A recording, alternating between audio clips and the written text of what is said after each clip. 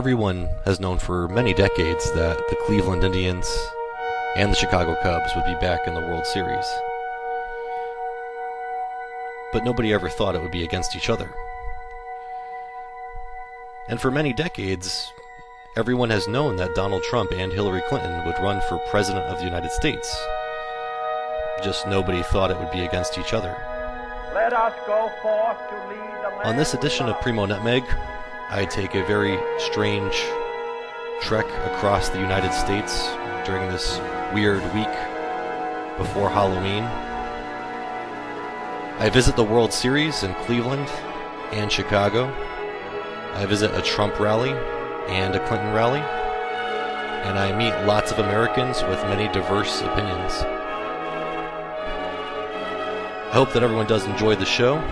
Please do like, comment, and share. And please do subscribe to us on YouTube and iTunes.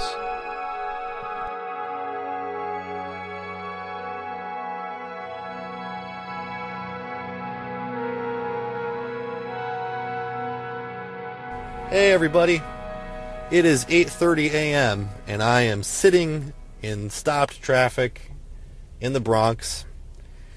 I left Connecticut this morning at about 5:30, and it's been pretty bad traffic ever since Bridgeport, or honestly since I got on the highway, to tell you the truth. That's just northeast traffic for you. I'm on my way down to Philadelphia, to Old Independence Hall, where they signed the Declaration of Independence and Constitution. Hoping I can get there relatively soon. I'm at Independence Hall here, and it's pretty neat. Lots of old buildings, old brick buildings, and like cobblestone roads and stuff. You can go in a part of the building if you're not in a tour, which I did. I was just looking at the inkwell that was used for the signing. But if you want to go see the rest of it, you have to go on like a big guided tour. So probably not gonna do that. Oh, look at this. Portrait gallery in the Second Bank of the United States. So this here is the Second Bank of the United States, which was abolished by Andrew Jackson during his administration. Very interesting story, especially for those people who aren't really fans of our current central banking system, the Federal Reserve. Senator Toomey has pushed a punish the police bill that would strip law enforcement of critical resources. I know that works from a Tea Party point of view, take any government program away, but it hurts our safety, security, and our communities. The vast majority of policemen and policewomen across this Commonwealth and our country are not racist. They're trying to do the very best they can to protect us. And the problem with the Black Lives Matter movement and Katie McGinty propagating this is just that phrase itself is meant to impugn the integrity of the police by implying that they don't think that black lives do matter. And in fact... So thank you for letting me interview you. So what is your name, sir? Elam Stolzfus. And you have a big Donald Trump display here, and you have lots of different shirts and signs, and they'll take some pictures of that. But so why do you support Donald Trump? Actually, it really started about 6 years ago when I was in Hong Kong. I saw the technology they had there at the airport. I'm a pilot. Really? And the unbelievable modern airport doesn't compare to anything we have here in the U.S. And my anger was toward Washington because they actually bought that for the Chinese, for the Hong Kong, you might say. And then when Donald Trump announced his candidacy in June the 16th of 2015, I got online and volunteered. So are you from Pennsylvania? I'm right from here. Okay. We got to win this state. That's why. Yeah. That's why I'm here. This is the only place you're going to see in Pennsylvania, actually in the nation, with the kind of right on the street. I got a lot of profanity here on the road. Really? I got a lot of support here on the road. But usually, unfortunately, it's usually somebody under the age of 28 years of age that gives me the profanity. Yeah. Very seldom, once in a while, I have an adult, but very seldom they'll do that. They might think it, but they don't express it. Yeah, I mean, on that millennial topic, I noticed you had a Bernie supporters That's correct. United for Trump sign. Yeah. Have you gotten any reaction to that? I have. I've met some Bernie supporters. We did a protest against Hillary in Harrisburg the day after the DNC in Philadelphia, Democratic National Convention, and we had a Bernie supporter there helping us. And I've met Bernie supporters out here, and also in my travels, who've will absolutely not vote for Hillary because of her corruption in the past. So, this is Amish country, where I see there's some Amish fire department there. That's correct.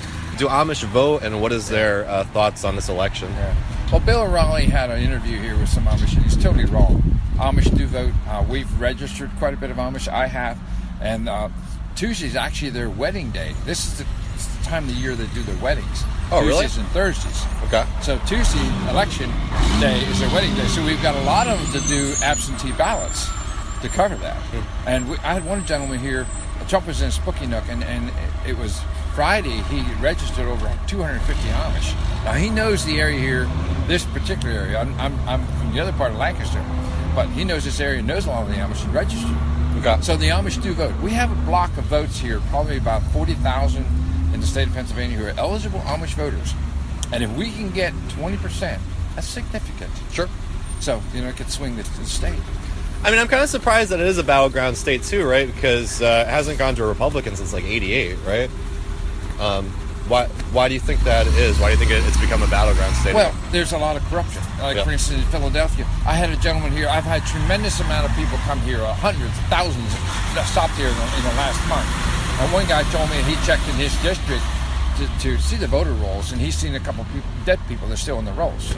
So this is what they'll do. They'll pay someone to go from voter district to voter district, and they'll have a name, because you don't need voter ID. So they'll vote for the dead people. They might go to 5, 6 different precincts, pay them $30 for the day, some homeless person or someone else, and they'll do that for the day, and they'll keep voting from precincts. That's what Philadelphia is such a threat to us, because there's such corruption. And Donald Trump's right. It's rigged. I mean, there's places in Cleveland, Ohio, that 110% of the people vote. So what is your fear if Hillary does win? What's going to happen to the country? Well, we're going to have a revolution, no doubt about it. It's not going to be pretty, because it's corrupt. The corruption is so deep, and it's people getting paid off. The Democrats are paying the Republicans. The Republicans are paying the Democrats off, and it's the same mentality. Like a Hillary supporter usually had one or two things that are dear to their heart. It's either Planned Parenthood, it's a cell phone they have in their pocket, or it's welfare, or it's a union, or they're going to lose some benefit. The hell with the country. And that's the same mentality a politician has. It's self-centeredness, it's selfishness, it's what's good for me, and the heck with everything else. Right. I guess just my concern is, it seems like people are they've been getting more divided over the years, or more partisan, I suppose, and now it's reached this point where I don't see how the country would come together if either one wins. I mean, how does that happen? Well, we need to unify. We need to get this racist stuff out of here. I'm not racist. I'm called racist and a bigot because I support Donald Trump. I have a $1,000 reward for anybody that proves that Donald Trump's a racist. They don't come forward. See? Yeah. I mean, you get profanity right here in the interview. I get it every day. And so, there's no racism. You're really putting yourself out here. Exactly. Literally. I have to be armed, and I am. So I tried talking to the Amish firemen, and they did not want to talk. I think that they don't want to be recorded. That gentleman who I was just speaking to, the Trump supporter, said that they wouldn't want to be video recorded, but he wasn't sure if they might want to talk on audio tape. Additionally, I don't really know if they know what a podcast is, so I don't know if they understood or not, but anyway, they said they didn't want to talk. So I guess I'm going to head over to Intercourse, just see if there's any, I don't know, just see what's there. I've heard that that's the hub of the Amish community, so maybe there'll be some folks just hanging around and I can try to talk to them. So I'm in Intercourse. I know this is a ridiculous name, by the way, just for all you people listening. I understand it's a ridiculous name for the city. But anyway, I'm in Intercourse, Pennsylvania right now, right near Blue Ball also. But it's really just like a tourist community. Like there's all like these like touristy gift shops and like places to get candles and pretzels and like donuts and stuff. Actually, let me read. I'm going to read this little brochure that I got. And hopefully there's something interesting in here, but maybe this will give me some perspective on this.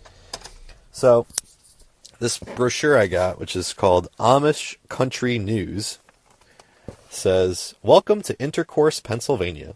Perhaps no other town in the entire country can claim its fame on just one simple thing, its name. Harrison Ford drove a buggy past the road sign on a memorable visit in the Hollywood blockbuster hit of the movie Witness.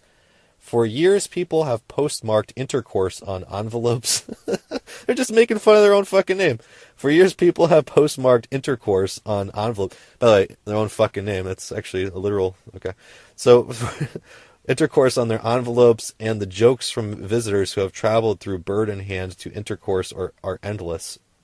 I walked around past all the different gift shops that were selling $400 quilts, and I stopped at a coffee/antique shop that had some really pretentious music playing, and I got an overpriced cup of pumpkin spiced latte that was really terrible and really sweet. Anyway, I'm done with the Amish country. I'm now pursuing the next leg of this trip, which is the World Series. This week, one of the longest World Series droughts in history is going to come to an end. The Cleveland Indians have not been to a World Series since '97, but they haven't won a World Series since 1948, and that is the longest current drought in the American League. They are playing the Chicago Cubs, who have not been to a World Series since 1945, and they have not won a World Series since 1908. So this is some real baseball history, and I'm going to visit these cities and hopefully talk to some fans. You know what else is interesting, too, as a Red Sox fan? Terry Francona, former manager for the Red Sox, is now the manager for the Indians, and Theo Epstein is now the president for the Cubs. So one of these two guys is going to become a baseball legend this week, having ended, the curse of the Bambino and either this Indians drought or the curse of the goat in the case of the Cubs. So this is really interesting, as a baseball fan, as a Red Sox fan. No, I don't actually. $700 is the cheapest one. Yeah. I was looking at Wrigley too, and they're like $3,000, I think. God. The cheapest one? Yeah, that I saw online at least. Wow. But what is your name, sir? My name is Luke Pumphrey. And you're standing out here outside of Progressive Field, before Game 1 of the World Series, and you have an American flag with a peace sign instead of the stars. What are you doing out here tonight? Well, basically promoting peace. Sometimes people ask me, where are the stars on your flag? I said, well, they're in hiding. They're shamed and disgusted and embarrassed with all the death and destruction and instability we've caused in the Middle East. 2 million Iraqi men, women, and children killed, 4,500 Americans killed so far. And for what? It's an exercise in futility. It's an enormously counterproductive.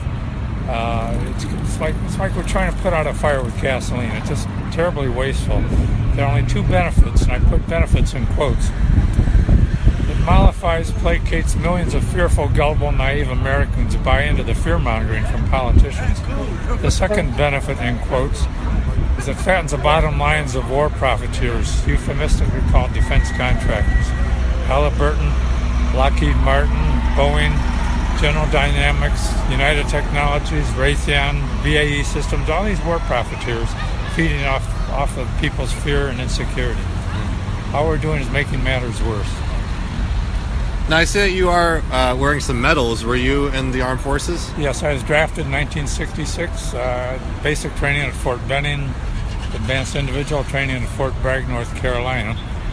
Got orders to Vietnam in June of 1967. I was there from July of 67 to July of 68.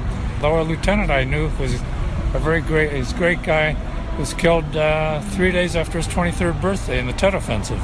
Such a waste. All those more than 58,000 Americans, perfectly healthy Americans, sent to early graves, and for what? Fear-mongering LBJ and other politicians. So, obviously, you're making this statement here in the backdrop of the election. Do you have any stance on the presidential election? Good question. The terrible choices, really. Even Bernie Sanders, all these politicians think there's a military solution to these terrorists wearing civilian clothes, living among civilians. It's exactly the winning strategy the Viet Cong had in Vietnam. Now, the definition, Albert Einstein said, definition of insanity is doing the same thing over and over, expecting different results. The results in the Middle East been any different than Vietnam? Hell no. So do you support any candidates, or do you find any alternatives worse than others? Philosophically, I like Jill Stein and the Green Party. The Green Party looks at war as the same as Veterans for Peace, which I'm a member of. Look at war only as a last resort. Iraq had nothing to do with 9/11. What the heck did we go over there for? It's terrible. Terrible. So I guess my last question is, standing out here, what kind of reactions are you getting? Are you getting a lot of jeers, or people? Nobody has given me any negative response. Some people shaking my hand, giving me a thumbs up, a peace sign, thanking me for my service.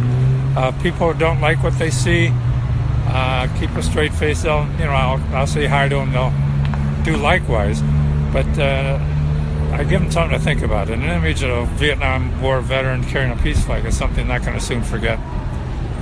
Well, thank you for your service, sir, and thank you for speaking today. You're welcome. Appreciate it. Connecticut. So a lot of my listeners are in Connecticut. Do you have a radio call-in show? It's a podcast, actually. But actually, tonight I'm going to be going out to Notre Dame to do the college radio there. Are you? Yeah. Oh, Notre Dame in Indiana? Yeah. Oh, cool. So, sir, it looks like you are a candidate for President of the United States. That is correct. I'm on Ohio's ballot this year. And your name is Richard Duncan? Yes, it is. So you're just on the Ohio ballot? I'm on the Ohio ballot, and I can also get write-in votes in about half the other states. Oh, really? Do you know if you can on Connecticut ballot? Connecticut, I was seriously interested, but I couldn't get up there to get people to sign my elector petition. Okay. So you're running as an independent. What is your platform or your major issue? Main thing is getting better paying jobs back to this country. A lot of corporations and wealthy investors have allowed these jobs to go overseas, and the politicians, the parties aren't doing anything about it. So that's my platform. So how do you do that? I've developed zones or geographic areas in the cities in our country, and then give them incentives to locate there and employ our people and provide good health care plans. A subject I'm really interested in is monetary policy. Do you have any position in terms of monetary policy or the Federal Reserve? Well, I've heard a lot of bad things about the Federal Reserve not being a part of the government, or I don't know enough about the Federal Reserve to comment at this point. Okay. What do you think? We have gone periods without having a central bank, and there are, other positions you could take as well, as far as having a hard currency, having a gold-backed currency, or a bimetallic standard, like when the country first started. How about foreign intervention? I was just talking to somebody holding a peace flag on the other side of the stadium, and he was protesting foreign wars and foreign intervention. Do you think that the U.S. should be involved in... I think we pretty much have to be over there with ISIS. I think when Obama pulled out, that allowed a vacuum to be created where they went into northern Iraq and into Syria, like Aleppo, and took over. There was no resistance. And I think Obama did that just for the votes to get reelected. That's part of our problem with the two-party system, is they're not looking out for the people to get benefits. They're just looking out to get reelected. That's why I run as an independent. Now, are you trying to get elected, or are you trying to just bring any kind of issue to the forefront? Obviously, this election I won't win. There's a chance I can win all the electoral votes in Ohio, because it's all or nothing. That would be in the event that I would win the popular vote here. So nationally, no, I'm not going to win this time. But I could cause a lot of havoc with the major parties. Well, what drew you to want to come out and be here? What do you find offensive about the mascot or disrespectful? I find that it's one of the worst racist caricatures that you could think of. And I think it's really crazy that our country, we committed a genocide against Native Americans, and then we have the guts to like mock them and create this ridiculous caricature and put it on our baseball teams. I think at best it's insensitive, and at worst it's awful and racist, and it has to go. So you would like them to not just change the mascot, but change the name as well? Yeah, change the name. I mean, we wouldn't call a team the White People. Like, that's just a really weird name. So it's Why Indians. There's a lot of cool names. It used to be called the Spiders, but I'm not worried about what would replace it. I think the city could think of 1,000 great names that would be better than this, and that we could all really rally behind and get excited for. Sorry, what was your name? Jeff. So I just was curious why you folks are out here. Why you feel the need to protest? What is insensitive about the Cleveland Indians name or mascot? Well, both. They're both deeply offensive. First and foremost, I've never met an Indian that looks like Chief Wahoo. I've been around a lot of Indians, and they just don't look like that. And neither do I, for that matter. And as far as the name goes, everyone says it's meant as a term of endearment, a term of endearment, a term of endearment. I'm sick to death of hearing about terms of endearment. I don't find it endearing, neither does any Indian I've ever met. What I would like to see is I want them to repeal the name and discourage their fans from using the logo, because they've already shifted, not officially, but to the big C instead of the... Right. And it's better. It's a step in the right direction. But what bothers all of us is still the Wahoo, and Wahoo is worn by all their fans. You can look at any given person, and odds are one of them is wearing a Wahoo. And, you know, they need to discourage their fans from using it. So why do you think that they are resistant to changing it? Because of money. They would lose so much money. You know, because then the gear, even though it become collector's items, it'd become useless. You've been doing it. Have you received any negative feedback from all these people? I mean, you're protesting right outside the World Series. Has anybody been hostile towards you? Yes. What have they said? You know, keep the name. Am I allowed to cuss? Because they cuss a lot. Yeah, sure. They always say, get the fuck out of here, go the fuck home, get a fucking job. I have a job. I'm a veterinarian, actually. So I have one. I'm quite happy with it.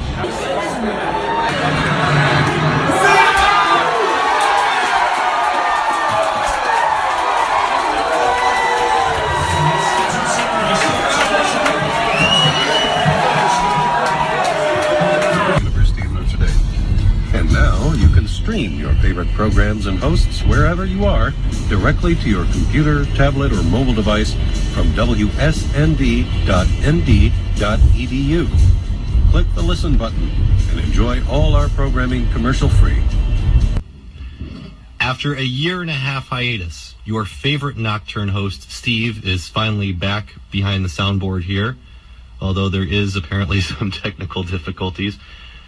You folks have changed a few things here. The CD players are different. There's now a computer system, and I guess that goes hand in hand with some of the changes on campus here. I see that there has been some development with the Campus Crossroads project.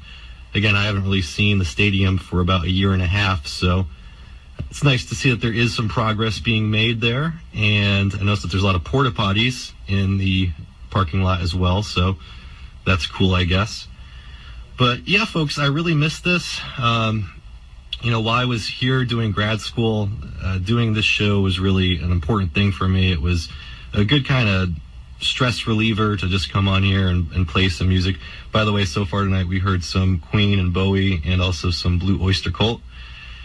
But yeah, I really did miss it. In fact, so much that I started a podcast. You folks can look that up. It's called Primo NUTMEG. I've had some big guests on there. I've had Noam Chomsky, Jill Stein, who's the Green Party nominee for president this year, John McAfee, the infamous antivirus programmer, some other folks as well.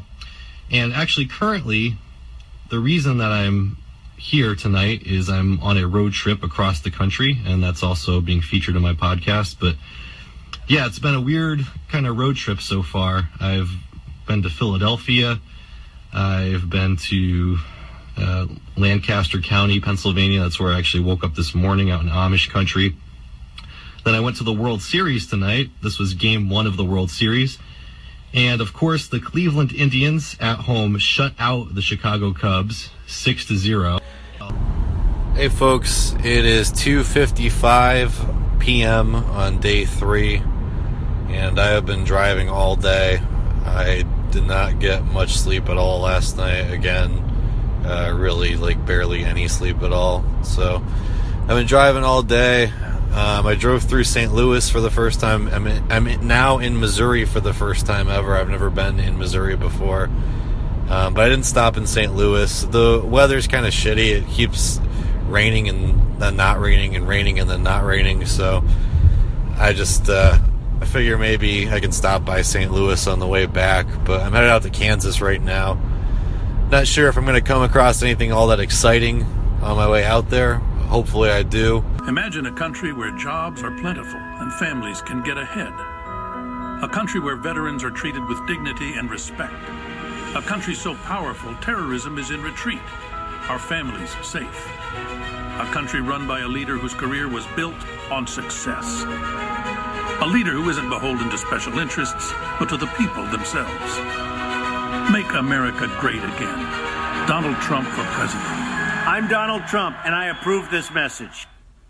The Quinnipiac poll, which just came out yesterday, it is all tied up in Iowa. Each candidate getting 44%. The focus today for Secretary Clinton is going to be on early voting, urging people to get out to vote. We saw that strategy on display yesterday when she appeared for the very first time with First Lady Michelle Obama. They are particularly concerned about voter turnout because you have Donald Trump calling the election rigged, and also they're concerned that Democrats might get complacent. Take a listen to what the First Lady had to say yesterday.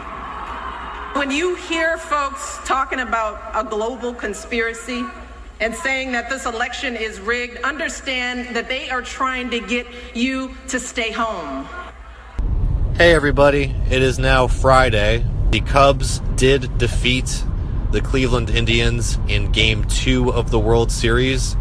The score in that game was 5-1. So the World Series is now tied at 1 game apiece. And Game 3 of the World Series is going to be played tonight in Chicago. I had planned on going there for that, but I just found out that both Hillary Clinton and Donald Trump have campaign events in Iowa today. As you just heard, Iowa is tied, so it is a battleground state. There's also an interesting dynamic because it's where the presidential campaign started at the beginning of this year. As you may recall, Hillary Clinton essentially tied Bernie Sanders. There was several polling places where the vote was tied, so they had to flip coins, and Hillary Clinton somehow won all of those coin tosses. So she essentially tied Bernie Sanders there. Trump actually did lose to Ted Cruz in Iowa, and he had claimed at the time that there was some shenanigans going on. But anyway, neither of them won Iowa handily, and now both of them are trying to win the state in the general election.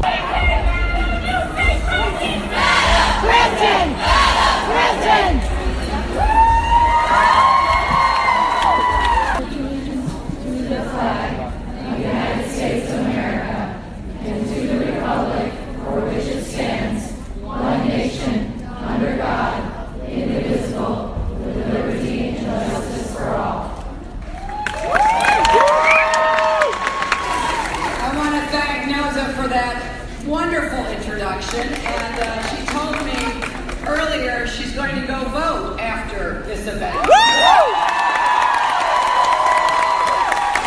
It is great to be back here and to have this chance to talk with all of you about this election, which is 10 days away, 11 from today, but we're more than halfway through today. And I wanted to thank you because in many ways my campaign has been shaped by the conversations, the meetings that I had the privilege of having in Iowa starting more than a year and a half ago.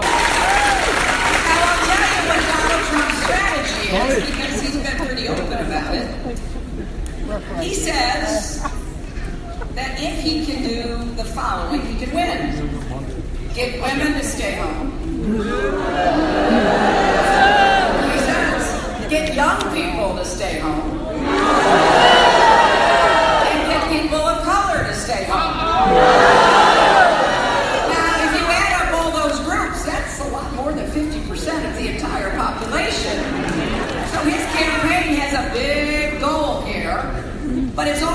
of his scorched earth approach, which is the last refuge of a bankrupt candidacy. It goes against everything we stand for in America, and we, you and I, are not going to let them succeed, are we? When they go low, we go high.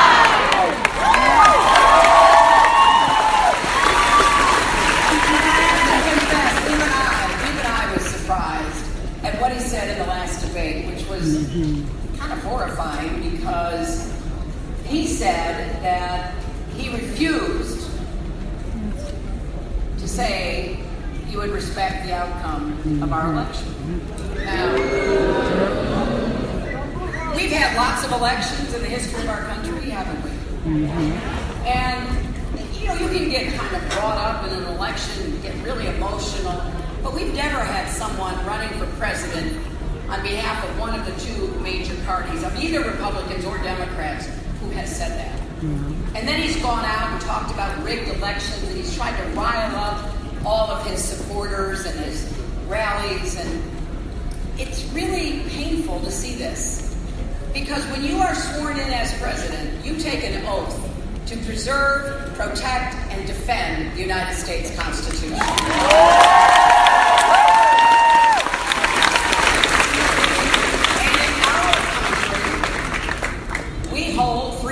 Elections. And we have a tradition of a peaceful transfer of power. That is one of the things that makes our country the longest lasting democracy.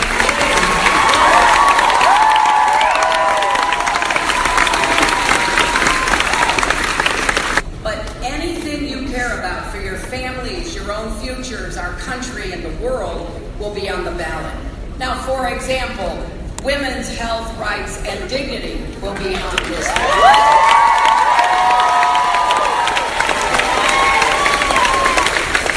And we know that Donald Trump has demeaned and insulted women not only throughout this campaign, but literally for decades.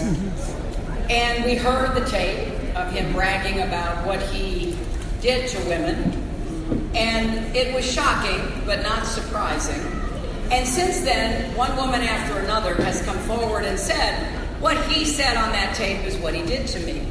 Well, what did Donald do in response? He started holding big rallies, broadcast on TV, and basically said he couldn't possibly have done those things because the women speaking out were not attractive enough for him to have assaulted. He said one woman, quote, would not be my first choice. He called the female journalist covering the story disgusting, something he said about other women. But this is all part of a pattern of behavior. You know, he did a lot of interviews with the radio personality Howard Stern, and there's tape of it. He talks, he brags about routinely barging into the dressing rooms of beauty pageant contestants while they were undressed to, in his word, inspect the women.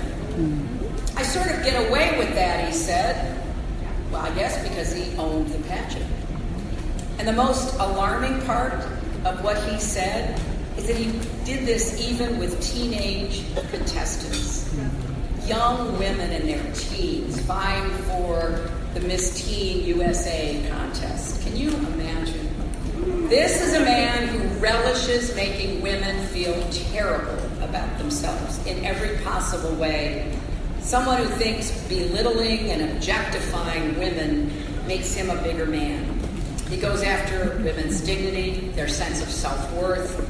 I don't think there's a woman anywhere who doesn't know what that feels like. And if you have a sister, a daughter, or a granddaughter, wife, or a mother, think hard about this, because this is who Donald Trump is. Now it's time for all of us to stand up and say, this is not who we are. Why are you supporting Hillary Clinton? I actually realized I was going to support Hillary Clinton 8 years ago. Wow. When she came out in support in her enthusiasm for the Barack Obama campaign. So I knew I was going to support her 8 years ago. And I just have gotten really involved in the campaign. I love it. I feel like it's the first female president. I have 5 granddaughters, so I'm so excited about her campaign. I'm so excited about sharing it with them and telling the history of voting for the first female president.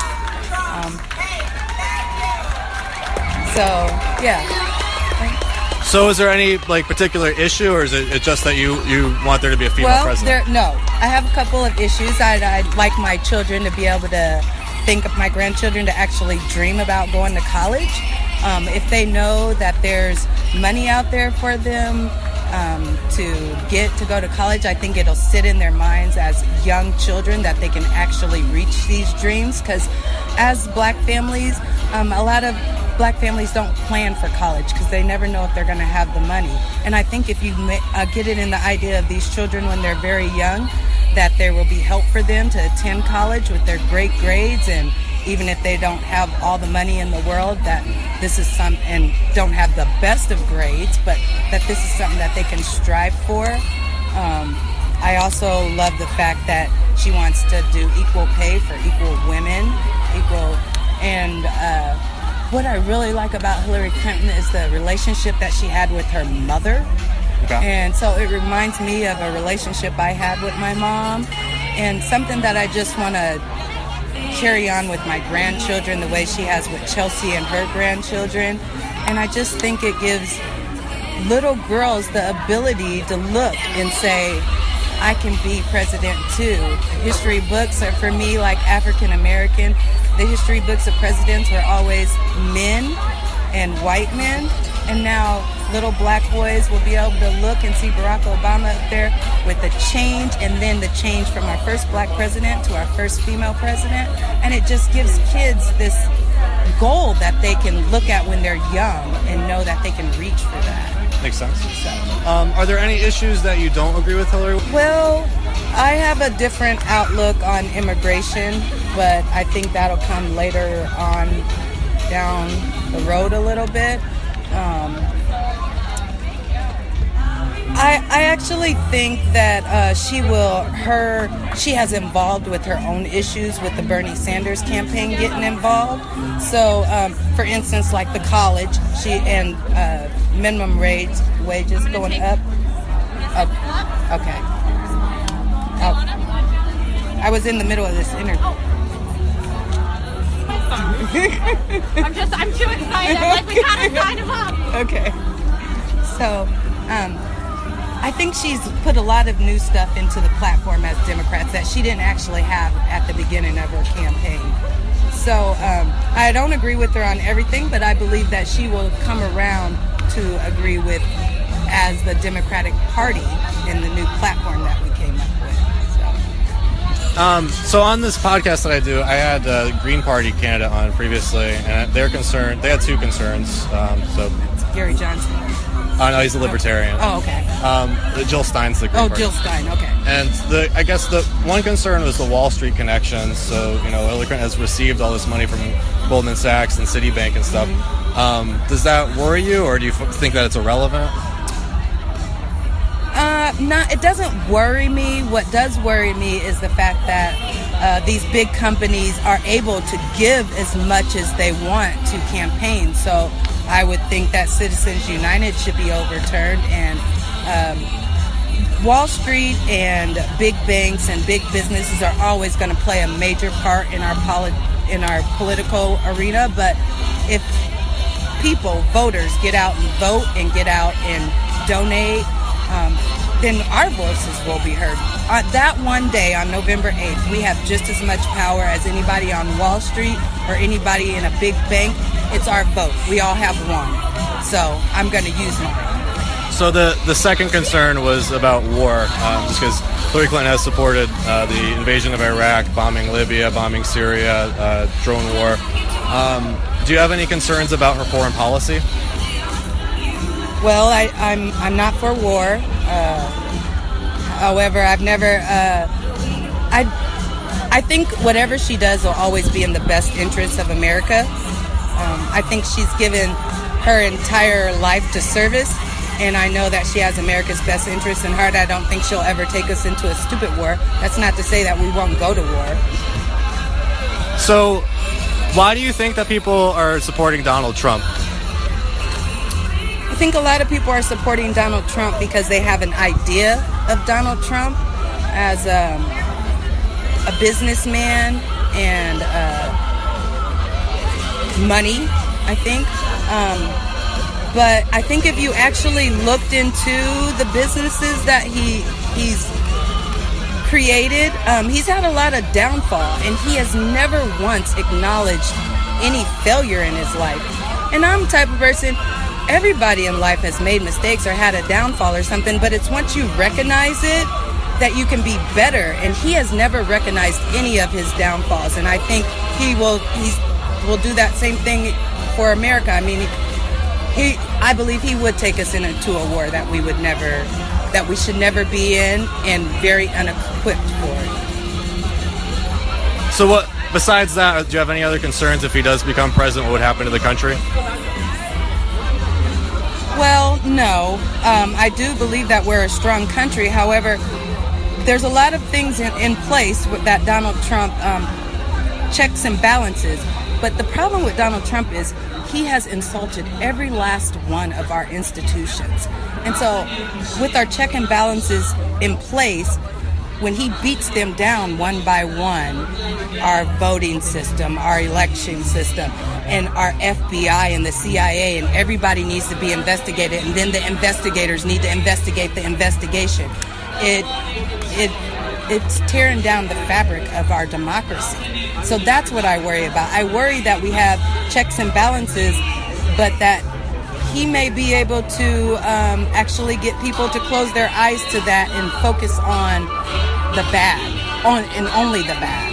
Makes sense. Well, thank you very much for your time. I really do appreciate it. Thank you very much. Take care.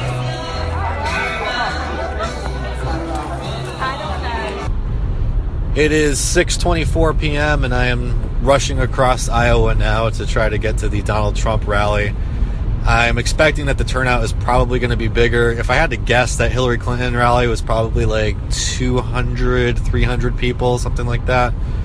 I know Trump's rallies in the past have gotten really big turnouts, so I don't know if that's going to be the case in Cedar Rapids, Iowa, but in any case, I'm trying to get there as soon as possible. So I'm finally here. So this is like a giant outdoor amphitheater, and there's an enormous line to get in. There's also protesters across the streets.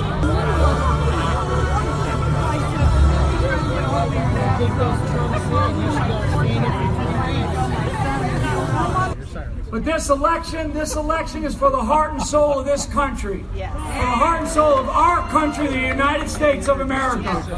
And I will tell you, because I know that there's a lot of veterans in this in this crowd tonight, and for all of our veterans, a big shout out. Big shout out. Fix the VA. There's so much at stake, and I'll tell you, just in getting around the country, all the different states that we've been in, the one thing that Donald Trump has done is he's put his finger on a deeply underappreciated body of people in this country that are underappreciated by Washington, D.C., by the politicians in Washington, D.C. And one thing that we're going to do is we're going to drain that swamp.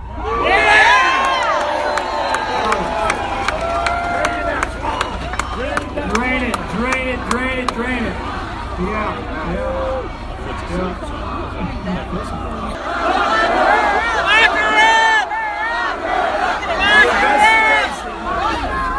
Is the biggest political scandal since Watergate, and it's everybody's hope that justice at last can be delivered. In a very brief remarks tonight, Hillary Clinton tried to politicize this investigation by attacking and falsely accusing the FBI director of only sending the letter to Republicans. Another Clinton lie. As it turned out, the letter was sent to both Republican and Democratic leaders in Congress. The FBI would never have reopened this case at this time unless it were a most egregious criminal offense. So much is at stake in this election. When we win in November, we are going to have honest government once again. Hillary Clinton destroyed 33,000 emails, destroyed 13 iPhones. 2 boxes of email evidence went mysteriously missing. Maybe now they'll be able to find it. She put her office up for sale to large corporations, donors, and foreign powers. Those same special interests are now spending millions on her campaign in an effort to keep their corrupt grip on power. And I have to tell you, I was in Florida a couple of days ago, and they say it's 50-1 ads, 50-1. Now, isn't it beautiful? 50-1, all of that Wall Street money going to help crooked Hillary, and we're leading. How are you leading? We have, as a movement, like they've never seen before, a once-in-a-lifetime chance to clean up Washington, to bring fairness and growth back to our economy, and to stop wasting trillions and trillions of dollars in misguided wars and adventures overseas, and we never win. We never win. Real change begins with immediately repealing and replacing the disaster known as Obama. It's just been announced that Americans are going to experience another massive double-digit hike. Double-digit. These hikes, and by the way, they were announced by the White House, and they said 25%, which is terrible. But the real number is double that. The real number is much more than that. As an example, the great state of Arizona will have a 116% increase in premium. Even Bill Clinton admitted Obamacare is, quote, the craziest thing in the world, where people wind up with their premiums doubled and their coverage cut in half. In the swamp! In the swamp! By the way, they just told me this is a record-setting crowd for this place.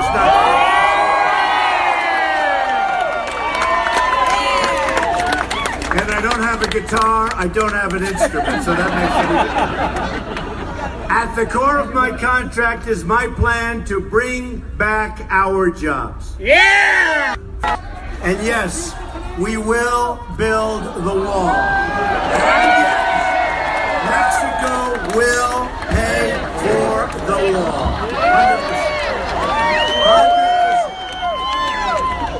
100%. We have a massive trade deficit with Mexico. Great, wonderful people. I met with the leader 3 months ago, President of Mexico. Very good meeting. But we have a massive trade deficit with Mexico. Numbers are staggering. The cost of the wall is peanuts compared to what we're talking about. They will pay for the wall in one form or the other. They may not know that yet, but that's okay. Countless. We also need a new foreign policy that puts America first.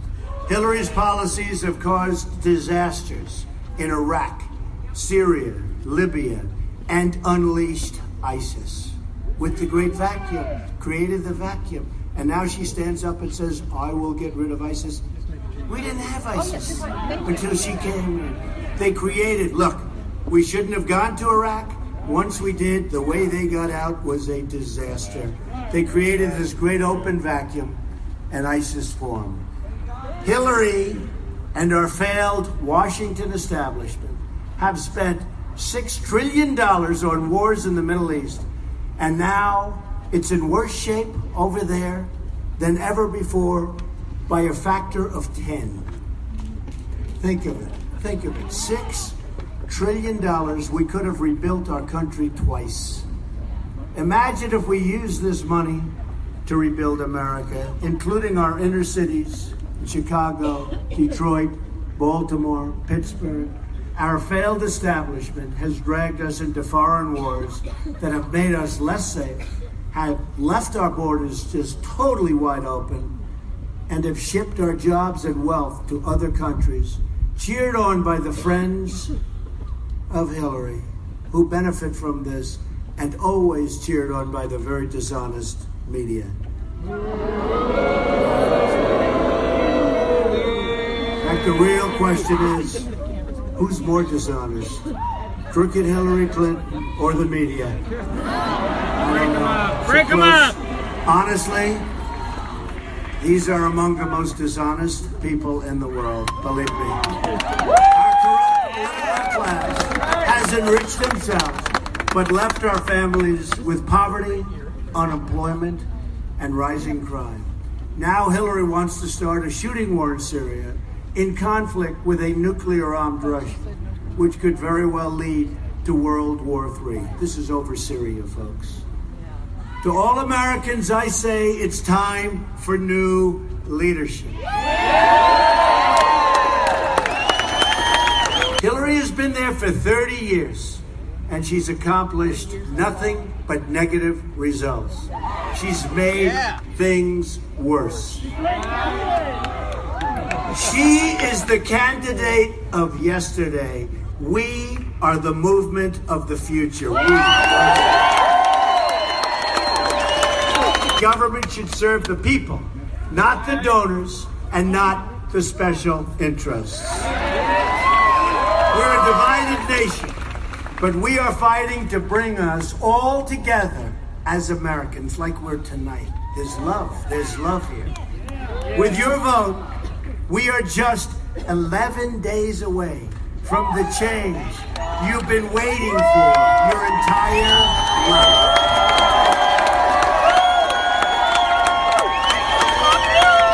We will make America wealthy again. We will make America strong again. We will make America safe again. And we will make America great again.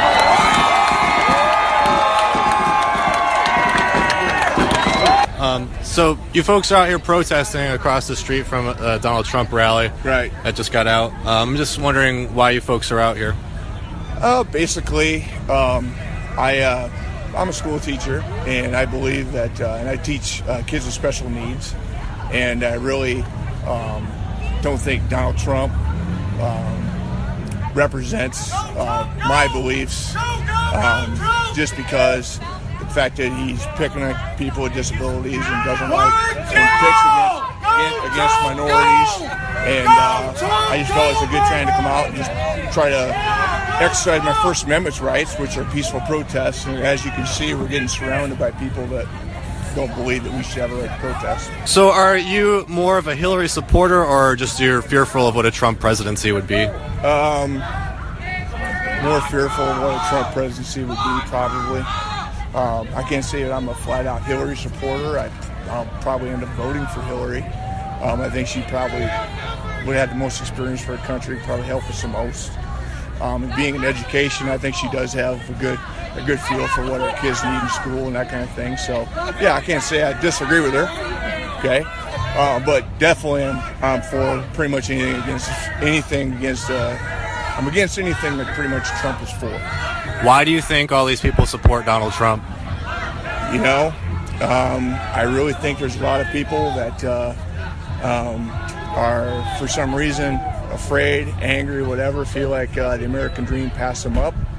And I feel like they're just basically, he's given them a voice. And I think that's it. I think it's just someone as polarizing as he is, because he pretty much says what he wants and does what he wants without any type of governor on him, if you will.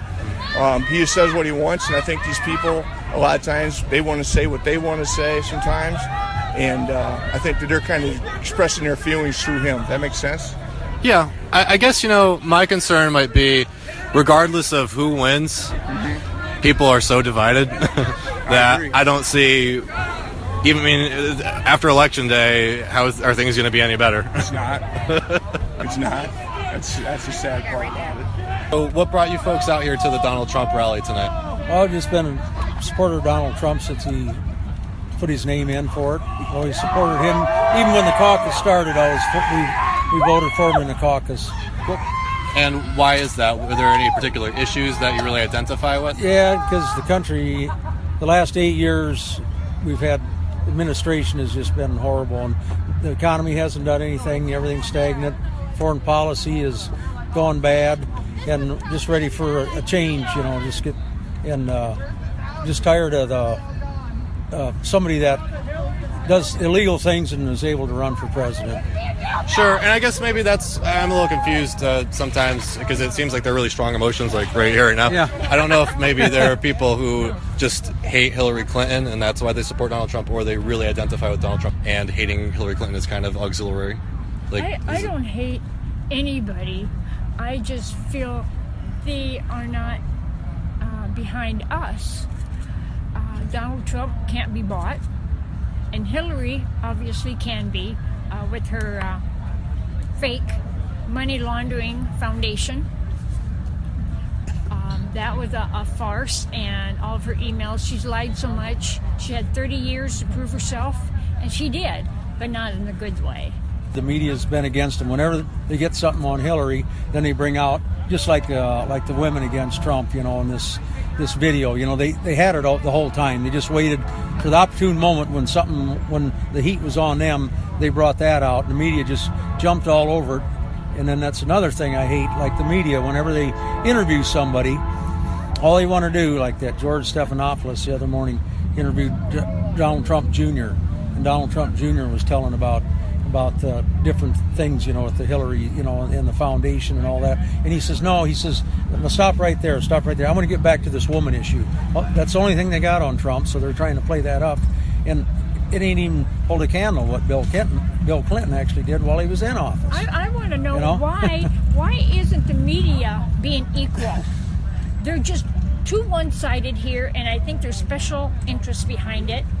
And I believe that she, like I said before, is buying people out. Favorites. You do this for me, I'll do that for you. There's a lot of that going on, even in Congress and the Senate. Special interests, it's just got to stop. Regardless of who wins on Election Day, it just seems like there's going to be a really big divide in the country, So how do you see that turning out? Do you see it ever being resolved, or do you think it's just going to be a constant kind of battle between two halves of the country? Well, I think Donald's going to do enough changes that I think he might not succeed on everything, but I think he's going to make a big enough difference that we are going to see a change for the better. Good morning, everyone. It is 9:25 a.m. Central Time in Davenport, Iowa. On day 6 of this adventure, which is Saturday. Last night, Terry Francona's Cleveland Indians won Game 3 of the World Series, shutting out the Chicago Cubs at Wrigley 1-0. That makes the World Series now 2 games for the Indians, 1 game for the Cubs. And it also, interestingly enough, set a record. The Cleveland Indians got their 5th shutout last night, which is the most postseason shutouts in baseball history. So that's pretty impressive. Tonight I will be going to Chicago, outside of Wrigley, to see what's going on there for Game 4 of the World Series. Between now and then I have to wait some time, so perhaps I'll go to a museum or something. I just spent the past hour or two driving through rural Illinois, like just cornfields essentially. It was actually really cool. If you ever watch a movie and they go on a road trip, they always go on these back roads, which, that isn't what it's normally like. Typically, if you really go on a road trip, you spend most of the time on the highway. But I actually did just get to kind of live that experience, just driving down these, just farm country, just cornfields and farms and stuff. Anyway, again, because I had some time, I was trying to look for something to do, and I discovered that Ronald Reagan's birthplace is in a small Illinois town called Tampico, and actually it's really small. There's like a general store and some buildings downtown, like a funeral home and a national bank and a trading uptown market and a saloon. But yeah, it's like It's like a old-timey little American town. So I guess I'm going to get out now and walk around and look at Ronald Reagan's birthplace. Yeah, this is it's an odd area. There's really like nothing going on out here. It's like a ghost town almost. There's just a few people walking around the streets. There's just a few cars, but the roads here are really like straight, and flat, so I can see for like, I don't know, a good mile or two. And there's hardly anybody around here. It is now 2:45 p.m. and I am in Oak Brook, Illinois, which is not too far from Chicago. I stopped at a place for lunch called Real Urban Barbecue, and I got some goat sliders in an effort to help the Cubbies end the curse of the goat. And now I'm going to make my way. So the other thing I didn't mention is that this is 2 days before Halloween. So I'm walking towards Wrigley, and the streets are flooded with people, as you can imagine. And some of them are in Halloween costumes. So that adds another interesting dynamic. It's very exciting, right? Not just since 1945 have they been in the World Series, so it's for the Cubs. Let's give the White Sox their due. They were there in 2005 and they won. That's the White Sox. So I mean, but obviously the Cubs have been known for a longer time. For Cubs fans, it's a big deal, right? I mean, they've gotten close the last 20 years, but they haven't made it to the World Series since this year. So it's a happy time to be a Cub fan. Have you guys been watching the series so far? Yeah, every game. So the Indians are ahead 2-1. They are. What do you think's been going wrong for the Cubs? They lost the last game, that's all. The Cubs won one in Cleveland. Yep. Cleveland's won one here. That's true. So the Cubs get two more tonight. One more tonight, one more tomorrow. So if they win those two games, then they go to Cleveland. They only need one. It seems that the Indians' pitching is pretty tough, though. I mean, they have 5 shutouts for the postseason, which is a record. They did surprisingly well yesterday. The Cubs have a good staff. They've had a good staff all season. And if they can hit, they'll win tonight. So if somebody was going to hit a walk-off for the Cubs tonight, who would it be? Probably Brian. Do you agree? I don't know. He's been quiet the whole time. Frankly, I don't care who it is. I'd be happy for it to be a surprise, like a Contreras or a Russell or something like that. Anybody. Awesome. Well, thank you guys. I really do appreciate your time. Okay. Take care. Enjoy the game. So you guys are out here outside Game 4 of the World Series, and you seem to be protesting for Donald Trump or against Hillary. Yes. I don't know if it's one more than the other. One and the same. A little bit of both. Okay. One and the same. So why are you here at the World Series doing that?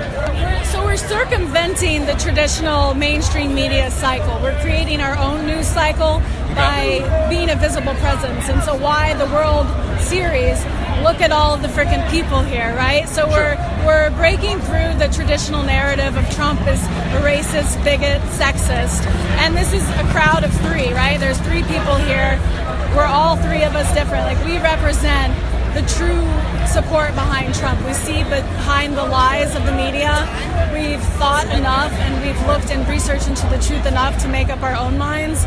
And we've decided that Trump is our best chance at saving our country from the corruption that has absolutely infiltrated and destroyed our hallowed institutions, our government. This is supposed to be a republic, and where the people elect officials who uphold the Constitution, not where majoritarian rule manipulates and distorts what the Constitution is originally supposed to do and protect. Why do you folks think that people are supporting Hillary Clinton? I think it's more personal. I think they're, to be honest, it's just they're hurt of what Trump said, of the truth. And I think they're bitter about it, and they're not voting for the right reasons. They're kind of just voting because they're mad at what Trump said. Because it's always about what he said. I can also give my opinion too. Sure. These are usually generally kind-hearted people. I mean, I have met some very nice Hillary Clinton people. Right. It's just that they watch a lot of the media, the CNN and all that kind of stuff, and they just think that Trump is the next coming of Hitler. I personally like watching Breitbart and Gateway Pundit and that kind of stuff. and it's really opened my mind. I don't believe any of the crap about Donald Trump being the next Hitler. I just think that some of the people that support Hillary Clinton are just a little bit misguided. That's all. So what kind of reaction are you folks getting out here? Pretty positive. Pretty positive. Has anybody been yelling anything mean to you or anything? Something vulgar. What was that question? I was just wondering if anybody was yelling anything mean to you guys. One young woman came up to me and asked if it was okay if she grabbed my pussy. And so, they like to claim they go high, the Democrats, but what I've seen is that the most vile, the most violent, the most rude people I've ever met are Democrats and people who are planning on voting for Hillary Clinton. In LA, a few days ago, a black homeless woman was assaulted for protecting the newly fixed Donald Trump star on the Hollywood star. She was assaulted by people and just demoralized and beaten down. And they were enjoying it. It was just really sad. And these are people who pretend to be on the right side of what's going on. And well, that kind of speaks to my last question. I just was, it seems like people are so divided. Maybe not here right now, but again, last night there was a lot of just people screaming at each other from across the street, and it makes me wonder, after this election, do you think people will come together, or do you think that people are just going to still remain divided throughout the next presidency? Yeah, I have a friend who we call it red pilling, like from the movie The Matrix. When do you take the blue pill, do you take the red pill? So our movement, MAGA 3X, is about red pilling people. And it takes time, because the truth can be very hurtful to people's egos. It's hard to hear the truth. The truth can be terrifying. It can be painful. So I've been working on a friend of mine every day, almost sending him little articles, and I haven't heard from him in about 3 weeks. So, our friendship, it might be over. I don't know, but that's kind of up to him. I feel like in the same vein that I find the Democrats to be the most abusive and violent, which we know now the DNC was paying for those protesters at Trump rallies. They were paid to incite violence. So in the same way that the Democrats are the violent ones, I also find them to be the more immature ones, and the ones who won't necessarily welcome their friends back, their friends who supported Trump. Well, thank you guys. I really do appreciate it.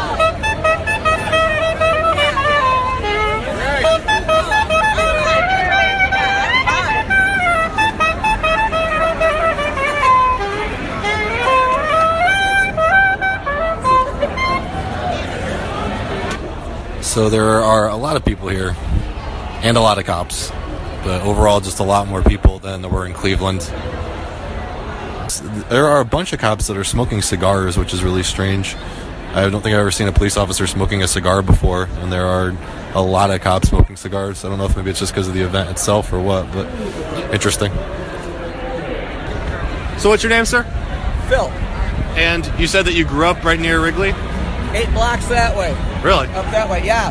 And us neighborhood kids in the summertime, when school wasn't in session, we'd walk down the alleys from our house all the way to Wrigley, looking for pot bottles for cash and deposits, because it's the grocery store right over here on Clark. And we'd pool our monies together, because back then it was only $1 for a bleacher ticket. Really? Yeah. So when was that? If you don't mind me asking, roughly what year is that? Probably late 60s. Okay. Yeah.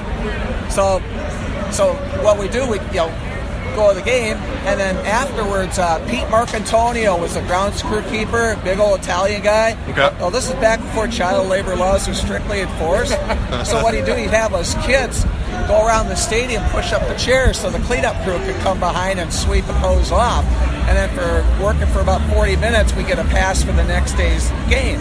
Really? So then after a while, whenever the Cubs would be on the road, some of us kids, we're ballpark rats. So we'd come down to Wrigley and see if Pete needed any help. And sometimes we'd work for 6 hours or so for a day, picking up stuff on the field, stuff, etc.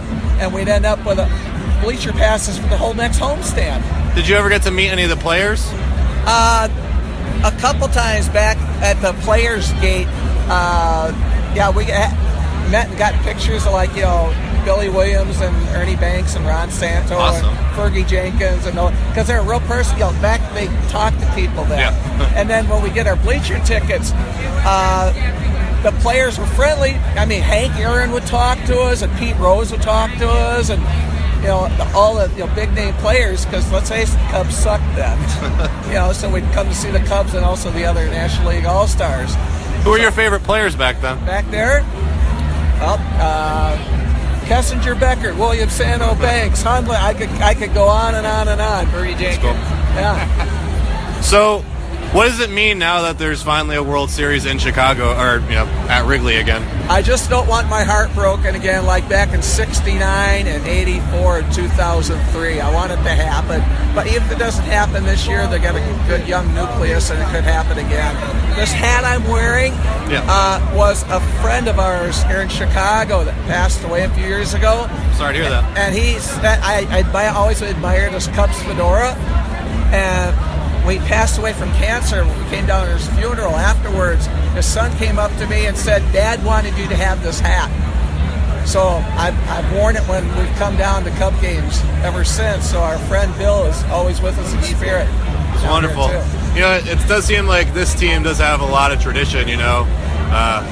I come from Connecticut, so we have the Red Sox there. So these are the two oldest ballparks, and it just seems like so much tradition. All the Red Sox went through their curse for a long time too. Well, we were hoping to play here this year, but anyway, just talk about the games themselves. So what the Cubs are down 2-1. So what do you think's been the problem so far? The Cubs, in each of their series against the Giants and the Dodgers and Cleveland, have run into 3 of the top 5 pitching staffs in baseball, okay? And good pitching always beats good hitting. But it's just a matter of time for where we're going to hit, their pitching staff where it's not one of their number 1 or number 2 starters. And Cubs pitching is so deep, then we've got a chance because then our number 2, 3s, and 4 starters are better than theirs. Sure. And like the last series, Kershaw handcuffed them pretty good, but the second time they saw him, they figured out what he was trying to do with them and was able to hit them. So I'm hoping they could do the same thing with Kluber tonight, that they've seen him once and had an idea on how he's trying to pitch him, and maybe things will turn around. So if one of the Cubs is going to hit a walk-off in the bottom of the 9th, who would it be? Wow, good question. I would like it to be Hayward, because he has had such a crappy year, and they paid a lot of money for him, and he's a little down on himself too. And I think that if it happened for him, it would be kind of a happy ending. Do you have an opinion, sir? Who do you think it would be if somebody's going to hit a home run at the bottom? Storybook thing if Schwarber came on and did it. That'd be cool. The crowd would be nuts. Yeah, it's a toss-up between Schwarber. That would be very cool if Schwarber came in and hit a walk-off. Awesome. Well, thank you guys. I really do appreciate it. You're welcome. Take care. Yeah, take care. Enjoy yourself. Thanks. Later. So you folks are out here. It's Game 4 of the World Series. It's Wrigley Field, and you folks are out here protesting. Seems like the Cleveland Indians name and/or mascot. Why is that? Why are you folks out here protesting tonight? Because they're representing us in a way that, we're people. We're just like everybody else, and they're doing it in a way that is very disrespectful. And how fans wear headdresses, and to me that really hurts to see that, because they don't understand that we've gone through colonism and our people have been murdered and slaughtered, and to see somebody wearing that with not that honor, it's very disrespectful, and it's just like it's a part of our culture, and for somebody to be doing that and having no respect, it's not right. So when you say we, you are Native American? Yes, I am Native American. I guess I should have formally introduced myself. Yat'e she'e Sierra Bigay Yanishye Tapahanishlo Sanjikene Bashashin Bilaganishache Sinajani Chanele Sehotso Denasha. Hello everybody, my name is Sierra Bigay, and I'm from the Navajo Nation, and I just told you my clan, our history books aren't talking about the mass execution that we've gone through as a people, and there's a lot of heartache that is still to this day racism. As this is happening, there's also what's happening in North Dakota with the pipeline. I don't know, do you have any opinions on that as well? Yes, I do have opinions on that. I went there about 3 weeks ago, and then I just got off the phone with my mother, and she's there now. And she's there standing in solidarity with North Dakota because we understand that water is life, and it's our most precious gift from the Creator. And it's our medicine. It's a medicine of our people. So when I was there when Jill Stein came, and she spoke about how she felt about the Dakota Access Pipeline. I was only able to be there for 2 days, but I made the trip from Arizona to North Dakota to pray and just, let them know that we're here. This is the biggest issue for our people, and I think it's a human rights issue as well. We want to protect the water for not only just us, but all those that are downstream. It's hard to believe. Yesterday we had a really horrible day with Standing Rock, and the police force came onto our land, and they came with spray cans and pepper spray on our treaty land, and I don't think that's right at all. If they're coming onto our reservation and spraying everybody, hurting people, and there's been mass arrests, and just watching that brought tears to my eyes. I don't know if you have an opinion on this or if it's relevant really, but you mentioned Jill Stein, and this is also 10 days before a major presidential election. I'm just wondering if you have any thoughts on that at all. On the president election, I support Jill. I support she came to the front lines, and I was there, and I was happy to see that somebody cared, because we're pushed off to the side, and they act like our opinion doesn't matter, and that's what they're doing with the Cleveland Indians. That's what they're doing with the Standing Rock Sioux Reservation. Oh, say does that star